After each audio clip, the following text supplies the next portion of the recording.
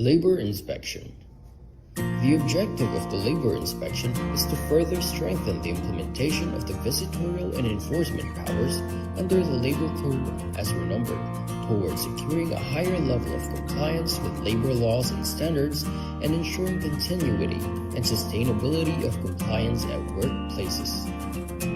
For this purpose, the Department of Labor and Employment delegates this function to the regional offices with the issuance of a list of labor inspectors who are given the authority of conduct inspection, which covers all private establishments, including their branches and workplaces in the regions. The regional offices enforce labor laws and social legislation through the conduct of labor inspection, occupational safety and health investigation, and technical and advisory visit. Special inspections may be conducted as may be deemed necessary. With the provision for mobile devices and gadgets, the DOLE developed an inspection management information system. An important feature of the system is data capture and transmittal from the field in real time, as an electronic checklist is filled up through the use of mobile devices and gadgets. Data are instantly available for viewing and processing to generate reports, statistics, and summons, including real-time monitoring of decent work indicators based on the country's decent work profile. Technical and advisory visit. The TAV, or Technical and Advisory Visit, aims to provide assistance to the micro-establishments, or establishments that have 1 to 9 employees, to be sustainable, productive, and competitive. It also aims to transition our micro-establishments to the formal economy that is profitable, while also complying with our labor laws and occupational safety and health standards. There are different ways or modalities to avail TAB. First is the online method. Establishments can enroll in self-paced technical and advisory modules through our learning management system. For establishments that opted to go with online, they must accomplish the modules within 1 month from the time they registered. Second is on-site.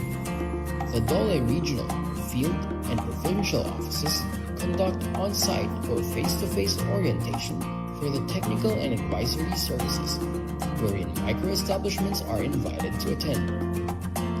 Third is hybrid setup. Establishments can enroll in on-site sessions and attend virtual meetings or webinars using various online platforms like MS Teams, Viber, Skype, Zoom, or Google Meet.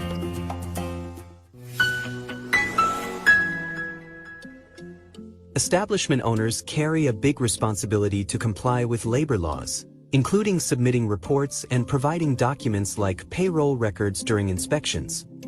But the manual filing process is a major challenge. They need to spend time, money, and effort to fill out forms and deliver them to the DOLE office, often dealing with traffic and delays. Sometimes, there's a long wait just to confirm if the report is accurate and complete. And it's not just employers facing difficulties. DOLE employees also struggle with limited manpower and the time-consuming task of reviewing and processing these reports. The time has come for change. What's required now is a more innovative, streamlined, and efficient process for handling compliance reports. One that will simplify life not just for businesses but also for DOLE employees. Welcome to the DOLE Online Compliance Portal, your all-in-one platform for seamless compliance submissions, designed to make compliance easier and more convenient for establishment owners. Telecommuting reports? Flexible work arrangement submissions? Reporting the 13th month pay? No problem. Even work accident or illness reports and the annual establishment report on wages, everything you need is now in one convenient portal. Plus, the DOLE Online Compliance Portal now includes the latest requirement for reporting movie and television shoots under Department Order 246, Series of 2024. All your compliance needs in one place, quick, secure, and hassle-free. With the DOLE Online Compliance Portal, registering your establishment is a breeze. Our automatic registration system ensures you are instantly compliant with OSH Standard Rule 1020.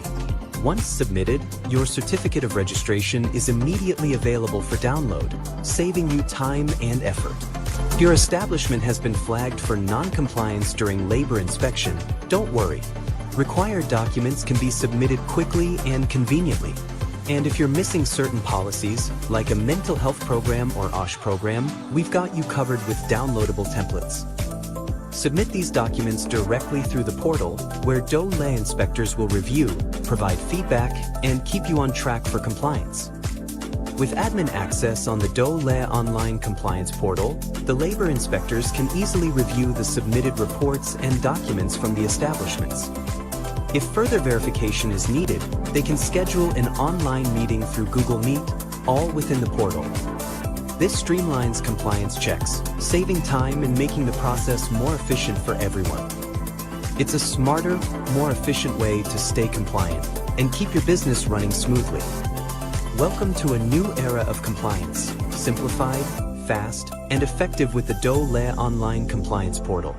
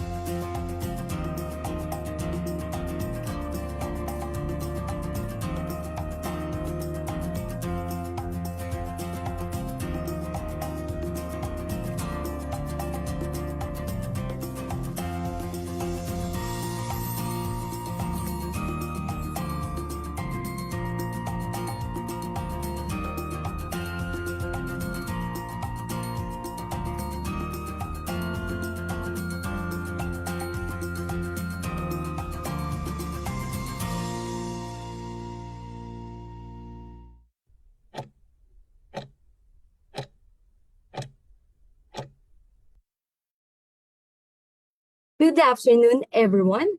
Welcome to another episode of our webinar Wednesdays of the Department of Labor and Employment hosted by the Bureau of Working Conditions. I am Diana Icardenas and I will be your host for today's webinar. Last week, pinag-usapan natin ang labor management cooperation at ang mahalagang papel nito sa pagtataguyod ng produktibo, patas at maayos na ugnayan sa pagitan ng mga manggagawa at pamunuan. Ito ay alinsunod sa layunin ng DOLE na magkaroon ng lugar paggawa na may pagkakaisa, pagkakaunawan at pagtutulungan para sa kapakanan ng lahat. Ngunit bukod po sa pagpapatibay ng magandang ugnayan sa lugar paggawa, mahalaga rin po na talakayin natin ang kahandaan ng mga manggagawa at pamunuan, gayon din ang pangangalaga sa mga karapatan ng manggagawa sa pangyayaring nagdudulot ng mga agarang panganib o matinding pagkaantala sa operasyon ng trabaho. Kaya naman po, ngayong hapon ating tatalakayin kung paano maisusulong ang kahandaan ng pamunuan at mapangalagaan ang karapatan ng mga manggagawa sa pagharap ng disruptive events at mga sitwasyong may banta ng imminent danger sa pamamagitan ng ating webinar na may paksang Preparedness and Labor Rights During Disruptive Events. Pero before we officially begin, let us have a short prayer. Let us bow our head and put ourselves in the holiness of God the Father, the Son, and the Holy Spirit.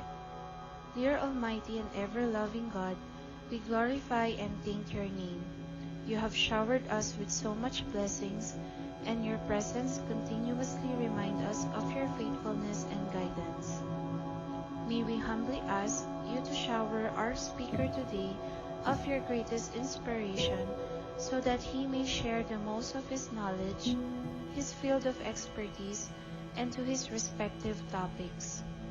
May we also absorb the invaluable knowledge, experiences, and put it into practice that we may learn today.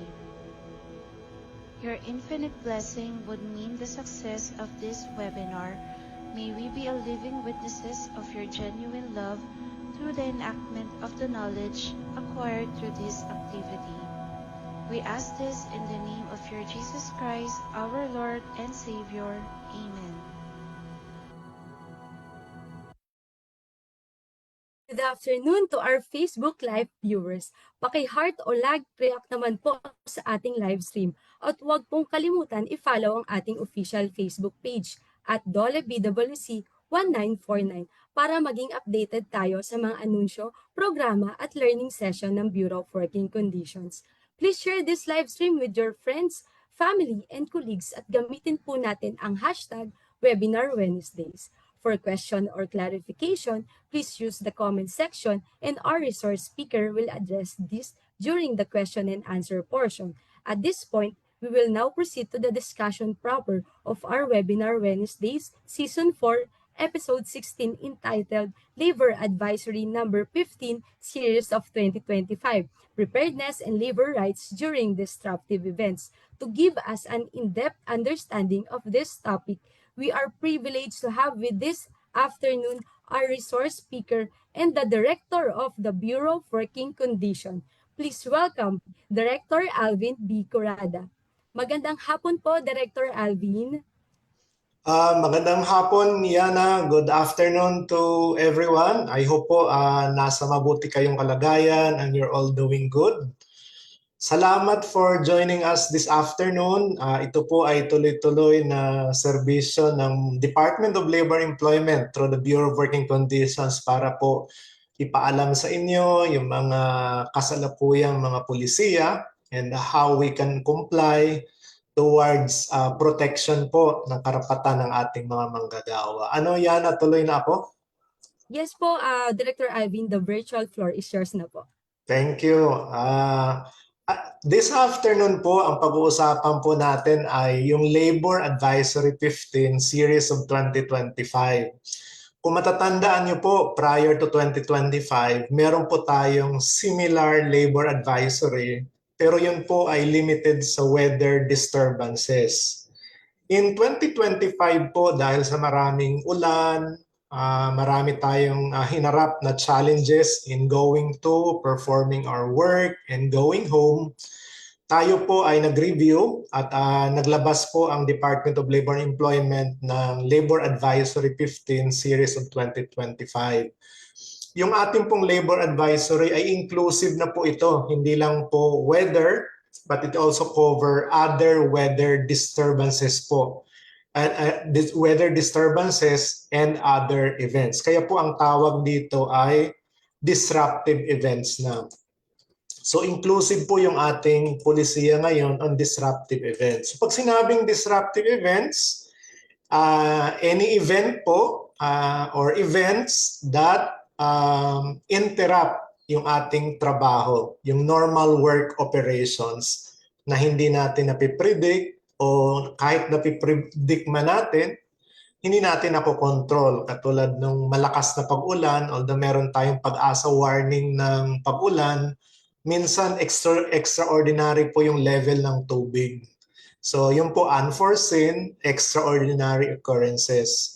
Recently po, nagkaroon tayo ng malakas na lindol sa Mindanao, sa General Santos City and surrounding areas. So yan po ay parte din ng disruptive events. So anything po na makaka-disrupt ng pag-perform ng trabaho, pagpunta ng mga manggagawa sa pagawaan o pag-uwi po nila are within the context po ng disruptive events and mag-a-apply po itong labor advisory. Para po malinawan, yung labor advisory natin nagbigay ng mga examples. So nabanggit ko na po kanina yung earthquakes. Ngayon po, naglabas po ng warning din ang Pag-asa na meron po tayong hinaharap na El Nino. So tataas po yung temperature ng ating mga Pacific Ocean specifically. And sinasabi po nila pag tumaas yung Pacific Ocean, we are also expected na we will experience maulan at mainit na panahon. We're also part din ng disruptive events, yung mga epidemic na we've encountered in 2018, 2019, and some parts of the world ay may mga epidemic na hinaharap. Kasama rin po sa disruptive events yung matinding mga socio-cultural or political rally. Kami po ay nasa Manila, karaniwan po may mga gathering around Luneta. So nahihirapan po yung mga empleyado going to or going through that area. Kaya po nagkakaroon din sila ng disruption sa kanilang trabaho or yung mga establishments po around the area ay minsan apektado po ng political, social gatherings dito po sa Manila area. So ito po yung mga example. Ito po ay example, pero tandaan lang po natin that it's beyond weather disturbance, it's beyond natural disasters. Ngayon po ang disruptive events natin can also accommodate yung context ng social and political events. So pag pinag-usapan po yung disruptive events, hindi po mahihiwala yung konteksto naman ng imminent danger. Kaya yung labor advisory po natin, sinasabi po in essence na pag may disruptive events at may imminent danger, mag-a-apply po yung ating labor advisory. Pag sinabi po natin imminent danger, ito po yung mga conditions, situations na pwede makapinsala, mapahamak po yung kalusugan, buhay ng ating mga manggagawa. So marami po itong example. Minsan po during sa ating conduct ng HIRAC, yung risk analysis, sa hazard and risk analysis sa ating workplace, nakikita minsan natin may mga cracks yung ating building. So yun po yung mga kasama po niya sa mga structural hazards. Minsan po may mga exposed na wiring so that pag dumaas po yung tubig, posible po makuryente tayo. And meron pong mga heavy equipment na hindi po secured, posible po silang bumagsak, mabuwal at makapinsala po sa ating mga manggagawa. Yung imminent danger po resulting, for example, sa natural disasters can also cause yung pong mga, can also result to a fire hazard. Magkaroon po ng leak yung gas tank natin, or pag may tinatago po tayong mga chemicals, posible po mag-leak because of, for example, earthquake. So yun po yung ating imminent danger. So kahit may disruptive events, kung walang imminent danger, hindi po mag-a-apply yung ating labor advisory. Ang labor advisory application po ay condition upon existence of a disruptive event and merong imminent danger sa ating mga manggagawa. Kaya po ang directive po ng Department of Labor Employment na lahat po ng ating mga employer ay magkaroon po ng business continuity and disaster preparedness plan. So hindi na po bago sa atin yung pagbaha dahil sa matinding ulan kasi nasa tropical climate naman po tayo. And tayo po ay taon-taon nagpa-participate ng earthquake drill and fire drills. So dapat po naka-embed na po ito sa ating mga proseso, sa ating mga polisiya within the company, ano po ang gagawin natin. Kung ito ay within the context ng pagbaha, kasi parating na po yung tag-ulan, June, July, August, dapat po alam na po natin at the workplace level ano po yung mga hazards and risks associated ng posibleng pagtaas ng tubig. Dapat po alam na rin natin ngayon yung ating mga empleyado, saan ba sila nakatira? Yung mga empleyado ba na nakatira, halimbawa, kung ang ating business ay nasa Manila, meron ba tayong mga empleyado na galing ng Quezon City na tatawid ng mga usual na mga flooded areas? Kasi kung ganun po, dapat may profile na po tayo. And this early because meron na tayong plan, alam na po natin anong gagawin pag tumaas yung tubig. So meron na tayong continuity plan. Continuity in the sense that ano ang gagawin nila? Sila ba ay magtatrabaho sa bahay? Paano yung performance evaluation nila? Anong yung gagamitin nila mga equipment? Meron ba? In case na tumaas yung tubig, meron ba silang hindi sila makapunta sa workplace? Meron ba silang gagawin at paano nila isasubmit yung kanilang mga gagawin? And from among na mga empleyado po natin, dapat part ng ating business continuity plan, nakita na rin po natin sino po sa ating mga empleyado ang most vulnerable. Meron po tayo bang may disabilities?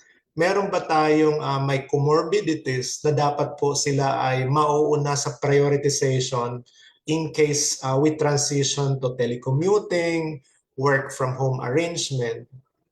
And then sino po sa ating mga empleyado ang indispensable? Meaning, hindi po sila pwedeng mawala dahil sila ay performing critical functions sa ating mga factories. Halimbawa, ang ating factory ay hindi talaga ganun ka-modern pa, manual pa, at kailangan din tumuloy ng trabaho. Who among our employees can perform work despite na meron tayong mga nakikitang disruptive events? Sino sa ating mga empleyado ang malapit lang sa workplace na hindi apektado probably of some of the disruptive events that we are seeing? Hindi sila binabaha, kung meron mang social, political gathering, hindi sila apektado kasi hindi nila dinadaanan yon. So dapat po yun po ay embedded na po sa ating business continuity and disaster preparedness plan. And part of that plan is the creation of a committee. So dapat po may namamahala sa ating plan. Ang plan natin is not a static plan. Dapat po nagmi-meet tayo palagi, ina-update ang plan as we also gather information from relevant government agencies on expected weather disturbances, mga pronouncement on media, on social and political gatherings, and other disruptive events. So dapat po ina-update at tuloy po natin pinag-uusapan yung improvement ng ating disaster preparedness plan. And ang pinaka-importante po, yung business continuity and disaster preparedness plan ay parte na po ng ating occupational safety and health program. So paki-check po, balikan po natin yung ating mga OSH program kung naka-attach na po yung business continuity and disaster preparedness plan. Later po sa slide, meron po kaming referral sa inyo, yung wala pa pong business continuity and disaster preparedness plan, meron po kaming recommendation sa inyo kung paano po kayo magkakaroon ng ganong plano. Part also ng discussion whenever may disruptive events, may mga yung nangyari po sa General Santos, Sarangani and neighboring area na may lindol, may pagbaha, ang palagi po na reklamo ng ating mga manggagawa ay hindi nila alam ang gagawin. Kaya po dito sa Labor Advisory, hindi na po bago ito kasi nasa Occupational Safety and Health Law po natin, nasa Department Order 252, ni-reiterate lang po dito sa Labor Advisory na yung OSH program po natin na hindi dapat tinatago sa HR man yan, sa safety officer. Hindi rin po ito pinopost lang. Dapat po meron tayong responsive and adequate mechanism paano makasked yung laman ng ating mga program. A good program, an excellent program, kung ito po ay nakatago, ay will not serve its purpose. Ang importante po kahit simple yung OSH program natin, pero naiintindihan ng ating mga manggagawa, nagkakaintindihan tayong lahat ng laman at paano i-execute yung plan within the program is a better program than an excellent program. So ang mahalaga po yung engagement ng ating mga manggagawa, pagkakaunawa po nila, and how to execute yung mga recommended protocols, recommended plan of action within our business continuity and resiliency plan as part ng ating occupational safety and health program. Sa ating pong mga construction site or sa iba pang mga workplaces na karamihan po sa ating mga empleyado ay hindi gaanong nakapag-aral, makakatulong po no, yung OSH program po natin ay nakatranslate in a dialect that our workers understand po. And more importantly, again, I would like to reiterate na dapat po hanapan natin ng opportunity where we can present in a simple way yung OSH program ng ating company. And yung OSH program po natin, hindi lang po kasama dito yung mga regular employee, ano po, kasama dito yung lahat ng workers within our workplace. So ganun po yung ating context ng coverage as well as how the OSH program is relevant and how the OSH program should be responsive whenever there are disruptive events. And pag mayroon po tayong disruptive events, so ang nabanggit ko na po kanina yung imminent danger, baka tanungin naman, sino nagde-declare ba ng imminent danger? Kasi minsan nababasa po natin na nag-declare ang Malacanang na walang pasok sa lahat ng opisina ng gobyerno, pero walang declaration sa private sector. So we should also understand na it's difficult for the government na sabihin walang pasok ang buong bansa. Kasi po meron pong tayong mga economic activities na kahit walang pasok ay kailangan yun nasa health industry, nasa manufacturing, lalo na po sa food industry. Pag ito po ay na-disrupt, mahihirapan po tayo. Kaya po ang gobyerno nagpo-pronounce lang po sa mga empleyado po niya. Kaya mahalaga dito yung role po ng safety officers, ng Safety and Health Committee, kasi dito po pinag-uusapan yun. Nabanggit ko na po kanina yung profiling ng ating mga manggagawa, yung laman ng Business Continuity Plan, Business Resiliency Plan. Ang safety officer po ang nagko-convene ng meeting natin. At dito ina-assess ng safety officer, meron bang imminent danger? Kasi po yung imminent danger, hindi naman po yan, minsan may mga imminent danger to a specific department.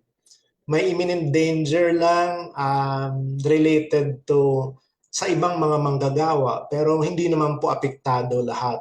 So dito po mahalaga yung risk assessment ng ating safety officer in recommending to the Safety and Health Committee na merong imminent danger, and probably tayo po ay mag-institute ng mga control measures. So ito pong control measures will temper yung effect po ng ating imminent danger. So nandiyan po yung elimination or substitution. Meron din po tayong engineering controls, merong administrative control, pero ang popular po sa atin yung mga personal protective equipment like hard hat or clothing as a personal protective equipment. Pero marami pa pong pwedeng gawin. So baka tanungin nyo po, isa lang ba diyan ang gagawin? Gagawin po natin, pwede po lahat yan gagawin natin. Ang importante po, we should implement control measures that would address yung imminent danger. We should implement control measures that would address yung mga identified risks, identified hazards po namin na nakita po ng ating safety officer or nakita natin. So ang first po ay hindi naman po talaga ito yung una, nabanggit lang po ng una, but I mentioned na pwede namang simultaneous implement yung control.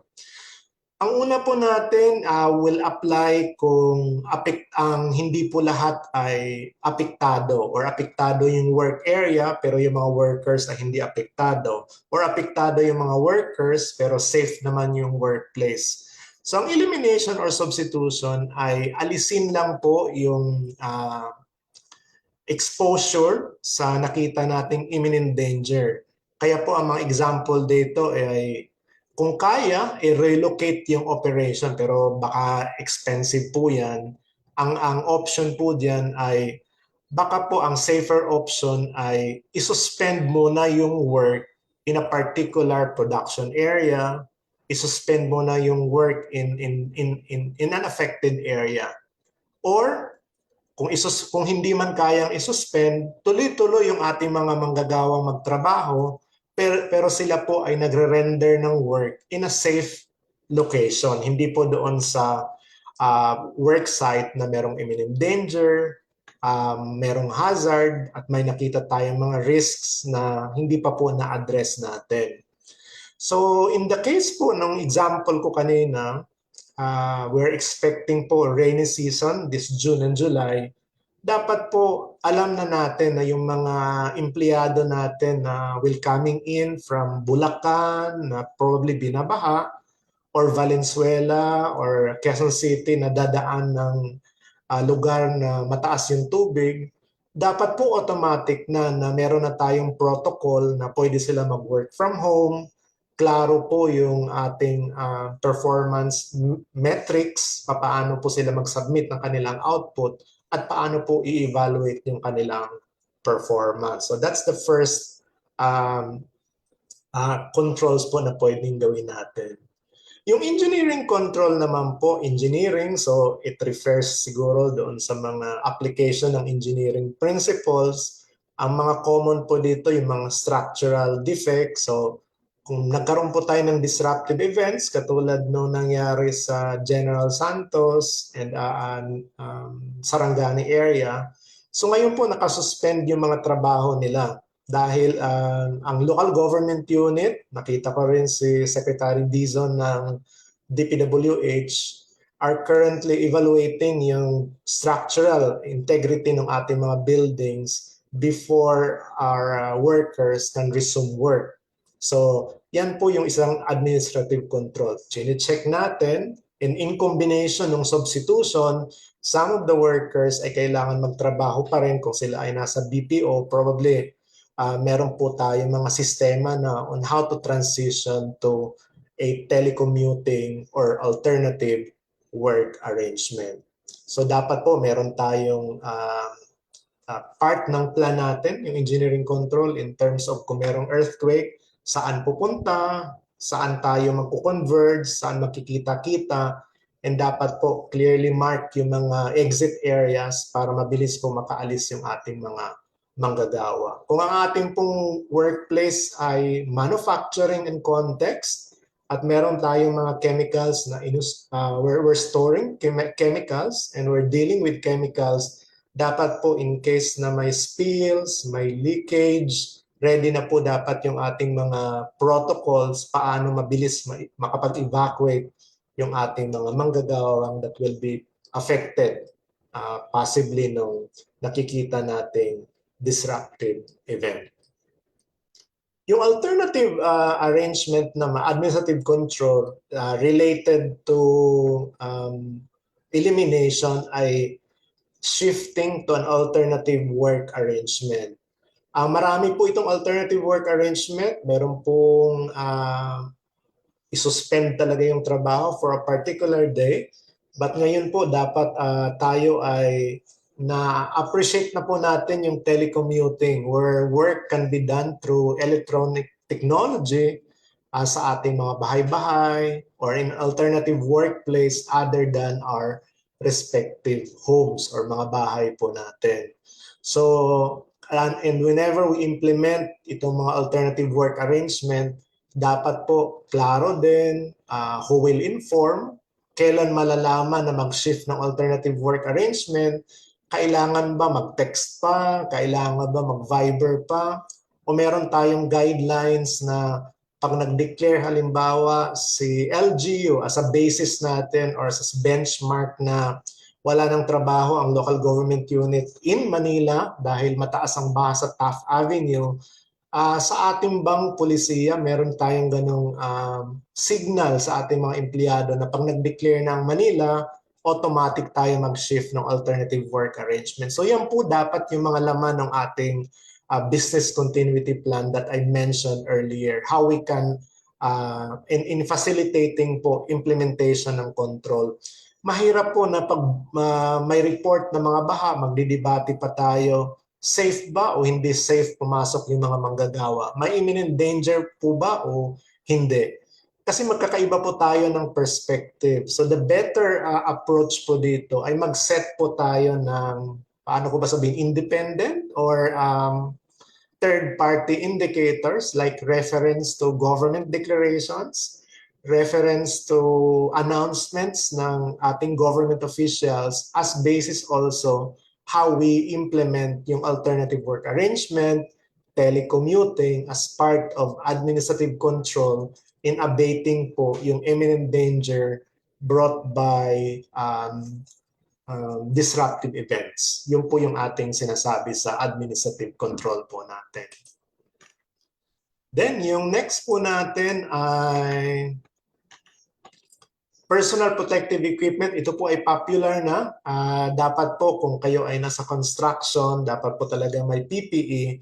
Pero po sa mga areas na binabaha tuwing tag-ulan, baka po pag-isipan na rin natin if budget will allow so within our respective companies, baka pwede tayo mag-provide ng raincoat, ng protective equipment or protective clothing po sa mga paanong ating mga empleyado para hindi po sila magkakasakit, and other personal protective equipment. In case po ng as part ng ating fire drill, ng ating earthquake drill, dapat po meron na po tayong mga emergency bag.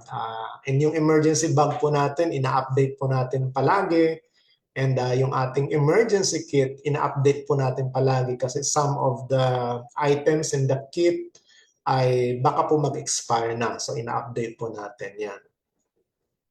So itong arrangements to ensure workers' safety and health, ang sinasabi po ng DOLE na as much as possible, whenever merong disruptive events, ang employers po natin, through the safety officer, should consider suspending work.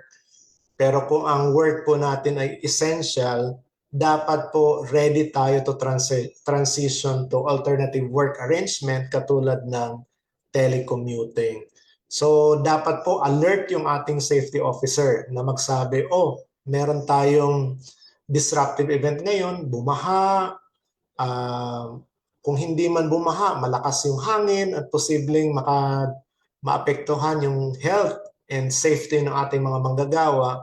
Yung safety officer po shall recommend through the Safety and Health Committee to the employer na yung mga apektadong mga manggagawa natin will shift to an alternative work arrangement. So ito po yung sinasabi ko kanina na maglagay tayo ng independent or third-party reference or information po natin where we can reference, where we can benchmark yung ating decision. Yung Department of Education po, naglabas sila ngayon ng bagong guidelines on suspension of work. Baka tingnan nyo rin po kung paano yon. Yung Department of Health po, naglabas din po ng kanilang order na paglampas po ng 52 degrees Celsius, yung temperature po natin, yung kainitan ng summer, sinasabi po na mag-suspend ng work. So tingnan po natin yun. Pag wala po yun sa ating existing na business continuity plan, i-embed po natin yan para po whenever the disruptive events will occur, will occur, hindi na po tayo mag-uusap-usap kasi meron na po tayong pare-parehong reference na nagkaintindihan na po tayo kasi pinag-usapan na natin during sa rollout ng ating occupational safety and health program. So dito po we emphasize na we should not isolate ourselves from local government pronouncements relative to ensuring safety and health ng ating mga manggagawa. Hindi po tayo lalayo sa mga declaration ng PAG-ASA, ng NDRRMC. And then recently po may mga volcanic eruption din, though minor, that affected few municipalities in one province in Bicol. So ito po yung mga mag-govern po sa atin. And then meron po tayong mga workplace na talagang kahit merong disruptive events, doon natin sila kailangan. Yung magre-respond po sa rescue, yung mga health workers po natin sa private sector will be providing health services. And kahit po bumabagyo pa yan, humina lang yung ng konti yung ulan natin. Some of our electrical cooperatives, may mga tao po sila na kailangang i-restore yung electricity kasi po vital sa ibang sectors within the affected area.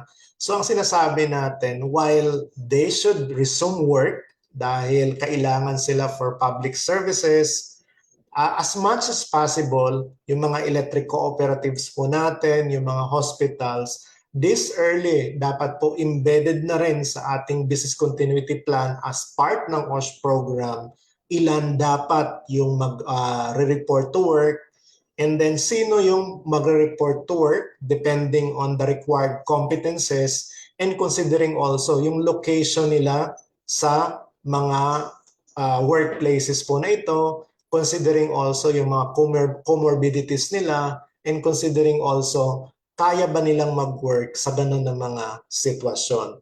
So ito po ay parte din ng OSH program. So nakikita natin yung OSH program pala natin ay detalyado na. Ang OSH program natin, while we provided the template OSH program, ang OSH program po natin should also reflect na saang department ang merong skeleton force, And yung skeleton force, ano dapat yung mga competency nila, sino dyan ang posibleng mag-report, and yung shifting nila papaano. Kasi meron po tayong mga sectors na hindi kailangan po talaga physical sila na nandoon. So part of the plan ay kaya ba natin bigyan sila ng transport facilities? Or kung nag-announce na posibleng may darating na malakas na ulan, kaya ba natin silang bigyan ng temporary accommodation na malapit lang sa workplace para hindi po sila ma-expose sa imminent danger? So ito po yung mga arrangement na sinasabi ng Department of Labor and Employment na embedded dapat sa ating OSH program. And then mahalaga pong usapin sa ating whenever there is a disruptive event ay yung sahod po ng ating mga manggagawa. So yung ating labor advisory provides na ang general rule, no work, no pay kasi wala pong nirender na service. So ang mga tanong diyan, wala ba talagang sahod kahit na yung company na nag-declare na walang pasok? Opo, kasi sinusundan po natin yung no work, no pay principle. Ang importante po dito, although yan ang general rule, ang importante po dito ay i-revisit natin yung ating mga collective bargaining agreement. Baka sa ating collective bargaining agreement, meron tayong naisulat na entitled pa rin sila tumanggap ng sahod or a proportion ng kanilang sahod, o meron po tayong generous na company policy na nagbibigay pa rin ng sahod or a proportion ng kanilang sahod in case may disruptive event. So ito po, kung wala pa po kayong mga pulisiya sa ngayon, kung ang general default ninyo po, ang default po ninyo ay no work, no pay, baka po this is also the perfect time na to recalibrate, revisit yung ating compensation scheme, paano mabigyan ng tulong yung ating mga manggagawa kung sakaling medyo prolong po yung disruptive event. 1 week, 2 weeks, so sila po ay mga biktima din, although yung company ay biktima din, but how can we assist yung ating mga manggagawa? This is the part po na this is the part na we value yung contribution ng ating mga manggagawa kahit na may konti tayong hinaharap na challenges yung company because of the disruptive event also. So tayo po ay apektado, yung ating mga manggagawa ay apektado din, but as much as possible, baka matulungan natin sila. Kung wala man pong monetary, baka po meron tayong leave credits para hindi po mabawasan yung kanilang sahod. So we should explore that, and probably yung ilagay po natin yung reformulated natin na compensation plan sa ating mga bagong polisiya that will apply in the future. So, ito, nabanggit ko na po kanina na yung iba pong mga sector, pwede po sila magbigay ng hazard pay. Although wala po tayo kasing standard na hazard pay, kami po sa gobyerno, hindi po automatic din may hazard pay. Meron po mga conditions, and very few government agencies ang nakakatanggap ng hazard pay. Yung pong pumasok, and then baka po dahil pumasok siya, some other time, bigyan natin siya ng compensatory time off para po mapabilis yung kanyang trabaho, hindi sila mahirapan, sakaling kailangan silang pumasok, baka bigyan natin ng transportation allowance, transportation service, and yung mga kaunti pong mga food allowance during their work during a disruptive event, para hindi po sila mahirapan din magtrabaho or mag-perform ng kanilang mga respective roles po nila or expected functions po nila. So ito po yung ating mga recommendation. Hindi po ito compensation, but partly acknowledging po yung kanilang contribution by providing them with non-monetary benefits to alleviate naman po yung kanilang hinaharap during sa disruptive event po natin.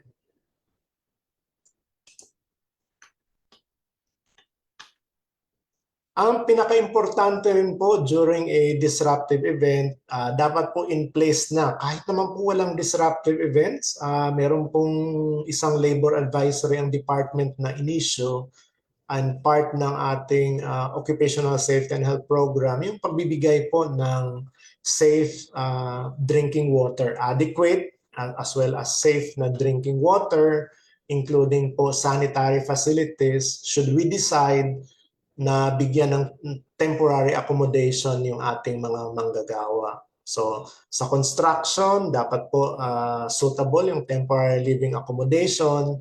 In a mining sector na tuloy-tuloy yung trabaho ng ating mga manggagawa kahit may disruptive event, dapat po suitable yung living accommodation natin. Meron po tayong department order dito, Department Order 253, paki-check na lang po natin, as well as sleeping quarters and other facilities that may be required ng ating mga manggagawa. So kung tayo po ay may imminent danger, sinabi ko na po kanina na ang safety officer po ang may duty to assess imminent danger. Ang assumption ko po ay na-profile na natin yung mga manggagawa, kaya identified na po natin yung imminent danger na hinaharap nila across different na configuration or different types of disruptive events. Pero kung meron po tayong nakita na hindi contemplated within our plan, yung mga workers po natin ay i-inform po natin yung ating mga employer na or boss, supervisor, at i-document po natin text, email na hindi ako makakapasok dahil yung baha, walang biyahe, and kung may biyahe man, mataas yung tubig at baka po madisgrasya, masaktan po ako. So dapat po alam ng ating mga employers. Kung wala pa pong profile yung ating mga safety officer, importante din po yung role ng ating mga workers to inform yung kanilang supervisor, employers na sila ay exposed sa imminent danger at magpapaalam sila kung anumang available na work arrangement meron within the existing company policy na pwede po nilang i-avail. Kung wala pong company policy, yung workers may also propose subject to the approval ng ating mga employers of a suitable and convenient na arrangement during the duration po ng disruptive event. So two-way po yung responsibility.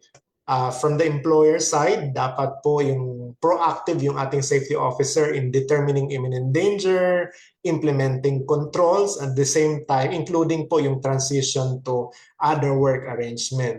Yung hindi po mahahagip ng safety officer, responsibility ng ating mga workers na i-inform yung ating mga employers na we're facing an imminent danger and hindi tayo makakapunta sa ating mga workplace. We're facing imminent danger and probably hindi tayo makaka-report.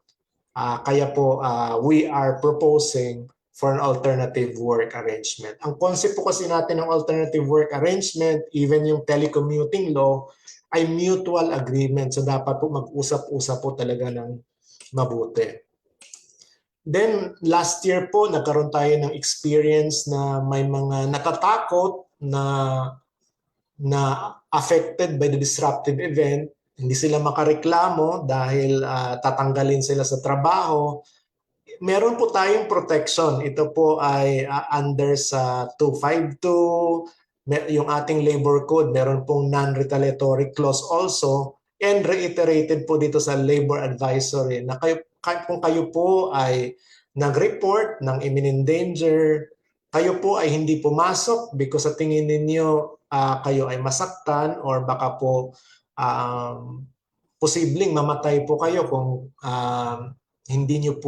kung kayo po ay pumasok because of the disruptive event and imminent danger associated with it, hindi rin po kayo pwedeng tanggalin or isa-subject sa disciplinary action. Ang importante lang, ipaalam sa ating mga employers yung imminent danger, our conditions, what we're going through, and ano yung haharapin natin kung tayo ay pumasok. And more important also ay mag-propose tayo. Ano yung arrangement na convenient sa atin na mapiperform pa rin po natin yung ating trabaho, makakasubmit pa rin po tayo to also preserve yung enterprise productivity. Kasi in times po nung disruptive event, whether disturbances man yan or calamity, we should not yung ating mga employers as well as yung enterprise, employers' productivity should not also suffer kasi po maapektuhan yung ating ekonomiya. So ganun po, balanse po itong ating labor advisory.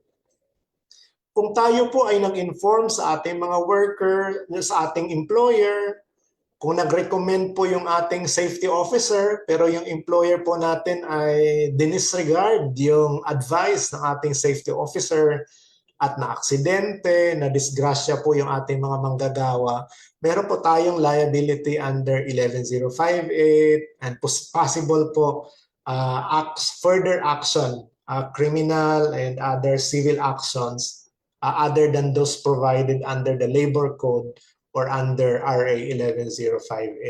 So importante po dito na hindi naman po sinasabi ng DOLE na mape-penalize, pero this is an emphasis na our role as employers also ay pakinggan yung recommendation ng ating safety officer kasi they're in a better position considering yung kanilang training sa BOSH, COSH to recommend po yung suspension of work, shift to alternative work arrangement because of the perceived imminent danger arising from disruptive events po natin.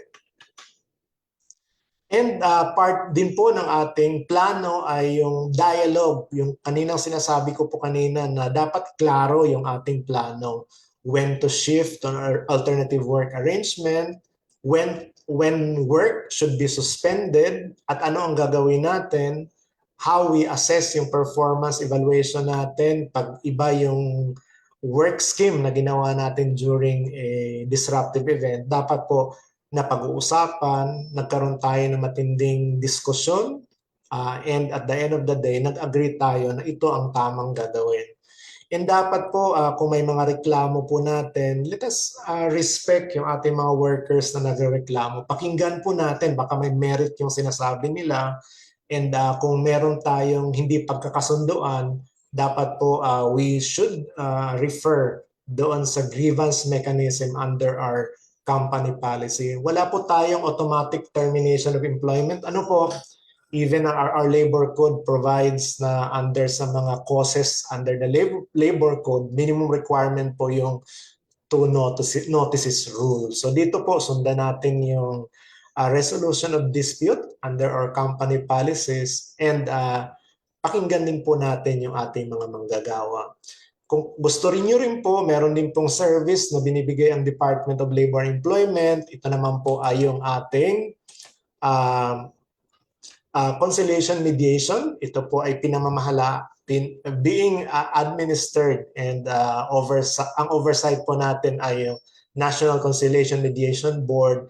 But yung conciliation mediation services are available sa lahat ng ating regional, provincial, and field offices as well as po sa regional conciliation mediation branches ng ating NCMB and even po yung regional arbitration branches ng NLRC. So napakalawak po nito. Pinag-uusap po natin yung workers and employer for a period of 30 days to settle yung kanilang mga disputes. Kasama na po dito yung those arising from labor advisory or disagreements relative to implementation of occupational safety and health program during a disruptive event. Yung sinabi ko po kanina, yung mga, kung kayo po ay wala pang business continuity and resiliency plan, pwede po kayong pumunta sa National Wages and Productivity Commission. Naka-flash po sa screen niyo ang link. Pero po yung NWPC po ay meron silang regional offices. Ang tawag po ay RTWPBs, Regional Tripartite Wages and Productivity Board. And part po ng kanilang binibigay na service ng training ay paano gumawa ng business continuity plan. Pag kayo po, should your workplace, should your employer decide na mag-shift sa alternative telecommuting, importante po na mag-report. Ang reporting po natin ay centralized na rin sa DOLE Online Compliance Portal. And pag may mga reklamo po kayo at kailangan ninyong ipabisita yung mga workplace, ang ating regional offices naman through our labor inspectors will monitor yung compliance with labor laws, occupational safety and health standards. We also remind our employers na ayusin yung records during a disruptive event para po makafacilitate ng resolution ng mga issues ng ating mga manggagawa kung meron po talagang mariraise yung ating mga manggagawa. As in summary po, I want to reiterate at least two important points lang on business continuity and resiliency natin. So as mentioned kanina, dapat po may profile yung mga manggagawa. Again, sa profiling kasama dyan, sino ang vulnerable, sino yung may health conditions, sino yung mga empleyadong posibleng dumaan sa mga lugar na mataas yung tubig kung may flooding po tayo.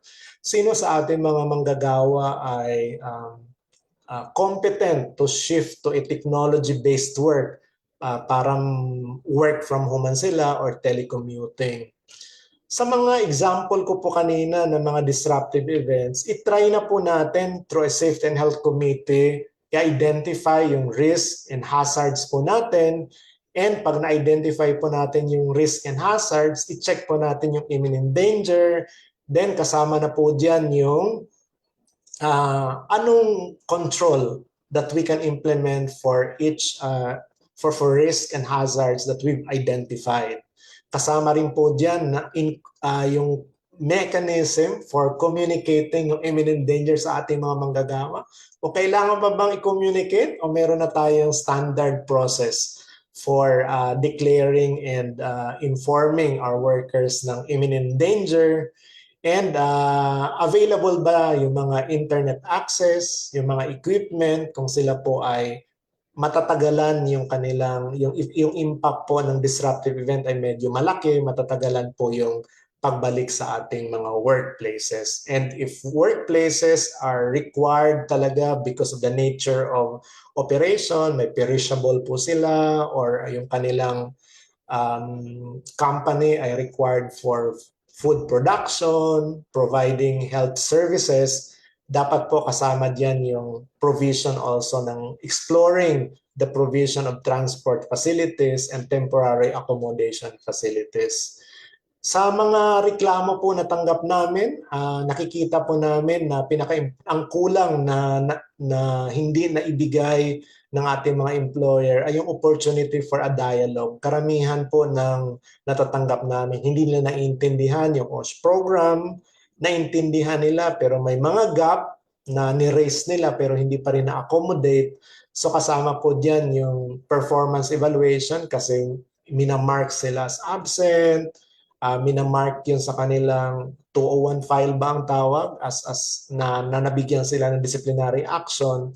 At hindi rin klaro at hindi rin sila pinapakinggan as a way to resolve disputes arising from implementation of an OSH program during a disruptive event. So ito po yung mga reminders ng Department of Labor Employment. Sana po nakatulong po kami sa inyo this afternoon. We expect po, sinasabi po ng ating government officials na we're expecting po yung El Nino and along with it, pag-ulan sa ibang areas because of shift in weather conditions or climate brought by climate change. So sinasabi po ng Bureau of Working Conditions as a reminder po sa inyong lahat, well-prepared na po yung workplaces will safeguard lives. And pag pinapahalagan po natin yung ating mga manggagawa, pinapahalagan rin po natin yung kanilang dignidad, pinapahalagan rin po natin yung kanilang human rights. Kasi ang labor rights po ay part ng human rights. Maraming salamat po sa inyong lahat for joining us this afternoon. And I hope po nakatulong kami ng konti in enriching you and opening your minds on what actions can be further taken to improve our existing occupational safety and health program. Maraming salamat. Thank you so much, Director Alvin, for that very informative and insightful discussion on the preparedness and labor rights during disruptive events. Tunay pong napakahalaga na maging handa ang mga manggagawa sa mga panahon ng disruptive events. Ang sapat na kaalaman sa preparedness ay mahalaga upang mapanatili ang kaligtasan, kalusugan at kabuhayan ng ating manggagawa. Sa punto pong ito, bukod sa marami na po tayong natutunan mula sa ating talakayan, bigyang daan din po natin ang mga katanungan mula sa ating live viewers. Kaya naman po, dumako na po tayo sa ating question and answer portion. For the first question po, Director Alvin, who declares imminent danger? Importante itong question na ito, Yana, kasi ito maraming tanong sa atin palagi. Ang nagdi-declare po ng imminent danger ay safety officer po natin. Kasi sila po ang may training ng risk assessment, kaya sila din po ang mag-declare ng imminent danger. Kasi minsan, sinasabi nila na bakit wala pang declaration ang Department of Labor and Employment. Ito po ay in-empower na po within the Department Order 252, in-empower na po under the Occupational Safety and Health Law natin yung ating mga safety officer to determine and to recommend declaration ng imminent danger po natin. And determination ng imminent danger and recommendation for suspension of work. Okay po, Director Alvin. Meron po tayong pangalawang question po. What penalties can be imposed on employers who fail to protect workers from imminent danger or refuse to hold unsafe operations po? Ayaw ko sana sagutin itong mga penalty kasi ini-encourage natin sila mag-comply. Pag penalty ang pinag-uusapan natin, parang nananakot tayo. But meron po tayong nakalista ng mga violations and associated administrative fine pag ang ating mga workers ay na-expose ng imminent danger at hindi po tayo nakapagbigay o nakapag-implement ng appropriate controls po natin to abate yung imminent danger. So i-check lang po natin sa ating table sa Department Order 252. But gusto ko po sanang sabihin na wag na po tayong maghintay on the imposition of penalties. Iwasan na po natin yung penalty discussion. Tayo po ay mag-comply na at sinabi ko na po kanina, yung pag-comply ng OSLO po natin is also respecting yung human rights ng ating mga manggagawa. Ayun po, mahalaga pong nasagot po ni Director Alvin na talaga pong mag-comply po tayo para maiwasan po natin ang penalties po. For the third question po, dear Alvin, how do we put together safety officers and committee in a small company purely working remotely po? Palagi itong question Yana, yung challenge of constituting a safety and health committee. Ang committee naman po ay hindi talaga ito hardcore yung structure. Hindi naman po sinasabi na kung dalawa lang kayo, tatlo, you cannot constitute a committee. Ang pinaka-importante po dito ay kahit tayo ay purely working remotely or working remotely po tayong lahat, alam ng safety officer na kayo po ay nasa imminent danger and you will not be able to perform your work. Halimbawa, ikaw ay nasa Nueva Ecija and your safety officer is in Manila, pero yung typhoon ay expected halimbawa to cross Nueva Ecija, dapat po nag-advise na yung ating safety officer na hey, may imminent danger, you can resume your work after na kung safe na safe na po kayo mag-resume ng work after considering yung government declaration.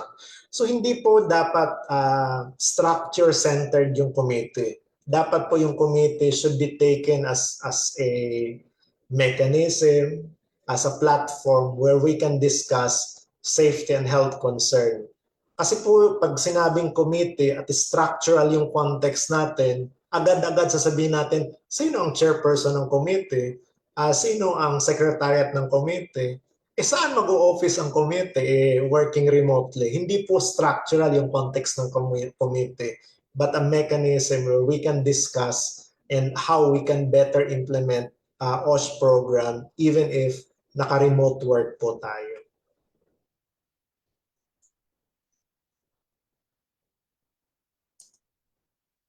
Naka-mute ka, Yana. Ayun po, sorry po. So next question po, for the fourth question, Director Alvin. Mukhang madami-dami po tayong natanggap, Director Alvin, na question po. So Ganun ba? ayun po. Opo. So ayun po, sasagutin po natin. Ito po yung pang-apat po na katanungan. If yung company ang nag-suspend, no work, no pay pa rin po ba? Or need i-compensate ng company si worker since si company naman yung nag-suspend? Nabanggit ko na ito, Yana, kanina na ang ating sinusundan talaga ay no work, no pay.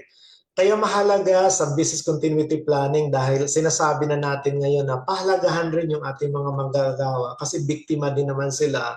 Hindi naman kailangan na in the form of compensation. Pwede tayo mag-explore ng other non-wage benefit na pwedeng maibigay sa ating mga manggagawa kung hindi talaga kaya yung compensation. The general rule ay no work, no pay, pero baka maipasok po natin sa collective bargaining agreement, baka maipasok po natin sa company policy and other issuances yung grant of non-monetary benefits sa ating mga manggagawa katulad nung calamity leave na tumatanggap pa rin sila ng sweldo or increasing yung service incentive leave beyond the days required by the labor code para magamit nila yung mga leave benefits na tutuloy yung kanilang sweldo during the disruptive event. So marami pang pwedeng gawin. Yung ating mga HR people, HR expert na nasa webinar,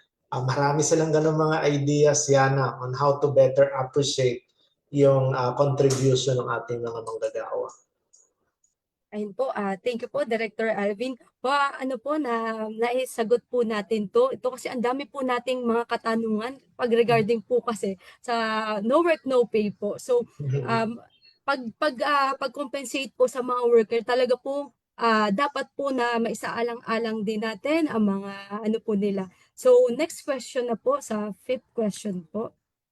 Bakit po ang announcement ng government sa suspension ng work like sa typhoon ay sa public sector lang, tapos sa private sector is care of sa discretion ng management ng company or private organization po? Hindi naman talaga discretion. Pag nag-recommend ang safety officer na may imminent danger, dapat susunod ang employer to also implement control measures. One of the control measures na i-present ko kanina ay pwede sila mag-telecommuting. I-eliminate or isolate yung ating mga gawa. A combination ng elimination and administrative control ay mag-implement tayo ng alternative work arrangement, mag-implement tayo ng telecommuting. Walang discretion ng management. Whenever there is an imminent danger recommended by the safety officer, at yung administrative control natin ay hindi sufficient yung administrative control so that ang next step ay kailangan talagang mag-suspend yung work or mag-shift sa alternative work arrangement including telecommuting, dapat yun ang masusunod. Walang discretion. It's a misunderstood concept na discretion. Walang discretion. May imminent danger, pipili ka ng administrative control, and from among those controls, kung hindi kaya ng engineering, and other control, at the most appropriate control ay isolation and administrative control, dapat susunod yung ating employer in transitioning to work from home, telecommuting, and other work arrangement. So nabanggit ko na kanina, medyo hirap ang gobyerno na isuspend lahat ng trabaho kasi ito ay disruptive event. So paano saan tayo bibili ng pagkain kung tatagal ang impact ng disruptive event? So it's difficult. Can you imagine a society na walang health service during a disruptive event? Can you imagine a society na walang nagre-restore ng kuryente dahil disruptive event? So in-empower natin ang safety officer. Kaya yung mga safety officer po natin, ipadala po natin sa training para mag-update. At pagbalik po natin, regular po natin i-review yung ating OSH program, business continuity plan, i-update po natin hanggang maging responsive sa profile ng ating mga empleyado, responsive po sa economic activity ng ating mga respective workplaces. Okay po. For the for the next question po, if company refuses to provide adequate drinking water and sanitary facilities po, parang director, nabanggit nyo na po ito Oo. kanina doon sa discussion. Nabanggit ko na ito, Yana. Meron tayong administrative fine under Department Order 252. May mga amounts dyan. Some ay 3,000, yung iba ay kung second offense, 5,000. Meron dyan pinakamataas na 10,000. But i-combination kung maraming violation, ang ating rules naman ay not to exceed 100,000 per day. But again, hindi na natin hina-highlight yun, Yana. Kasi tubig lang po ito. Hindi naman, although mahal din yung tubig, but yung price ng tubig as against yung contribution ng ating mga manggagawa sa ating profit, sa ating profitability, ay napakaliit lang. Ibigay na po natin yung tubig, safe, adequate na tubig, and kung tayo ay nagbigay ng temporary accommodation facility, let us ensure na sanitary naman. Sila po ay mga tao din na meron din po silang human rights that we should respect other than labor rights.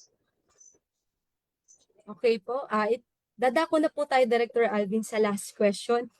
Mukhang ano po ito, Director Alvin? Visayan language po.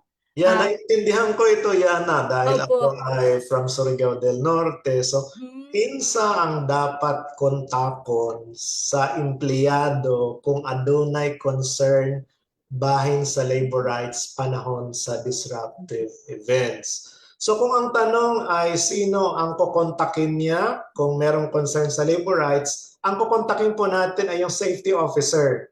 Sabihin natin na may imminent danger ba upon your evaluation? Anong recommendation mo? Pero kung nakikita natin na hindi sumusunod yung employer natin, may imminent danger, nag-report tayo na may imminent danger, ang next po na pupuntahan po ninyo ay magreklamo po kayo sa Department of Labor and Employment para po ma-assess ang inyong condition and makapagbigay po ng tamang advice on how you can proceed with your work. So ang opisina po ng Department of Labor and Employment ay hindi lang regional, lahat po ng provinces, meron tayong opisina. Outside Metro Manila, lahat ng provinces may office. But within Metro Manila, halos lahat po ng cities ay may office ang Department of Labor and Employment. So open po ang Department of Labor and Employment through conciliation mediation services to facilitate po resolution of issues arising from implementation ng OSH program during a disruptive event. Thank you po, Director Alvin. And ito na po ang ating last question for today's episode. Sobrang napaka-active po ng ating mga live viewers po. Updated po sila sa mga nangyayari din po sa ating kalamidad po ngayon, sa mga nangyayari din po ngayon sa atin. Then maraming salamat po sa lahat ng nagpadala ng kanilang mga tanong at aktibong nakiisa sa ating webinar ngayong hapon. Our sincere gratitude po, Director Alvin, for generously sharing your expertise and valuable insights with us today.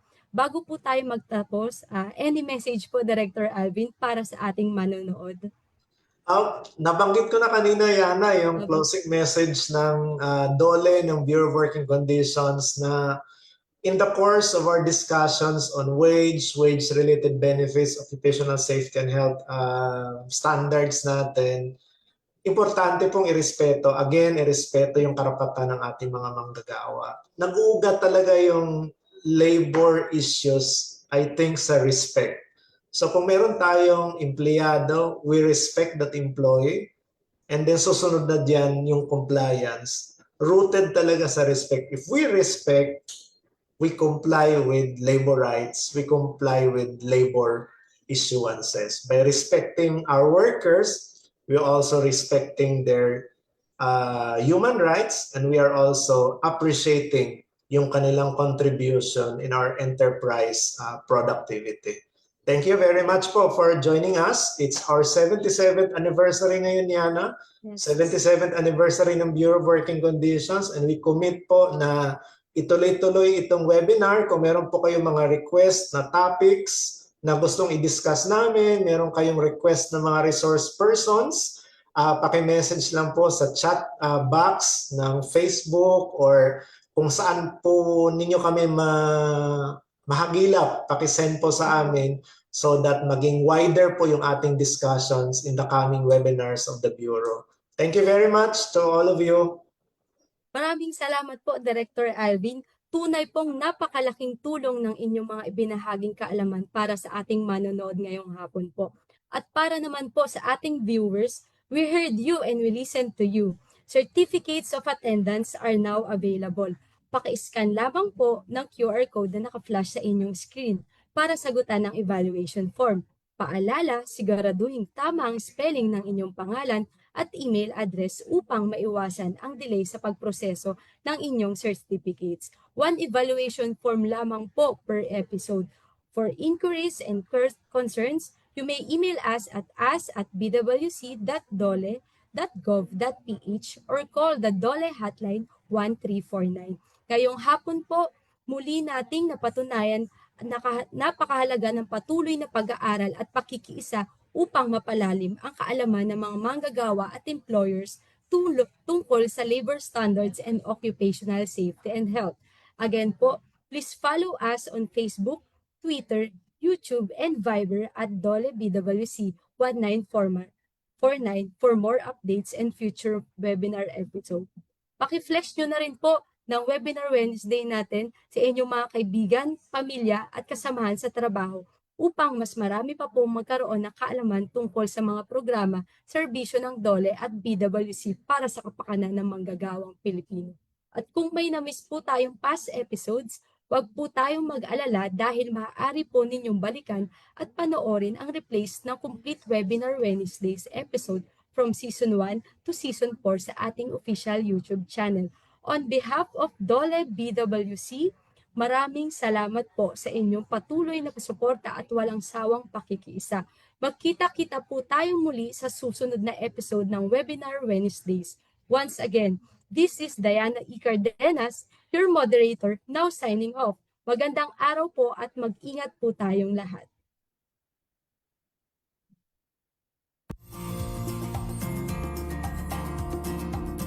Para sa mga katanungan at karagdagang impormasyon, maaari po tayong tumawag sa Dole Hotline 1349 o sumangini sa mga Dole Regional o Field Office na nakakasakop sa inyong lugar paggawa.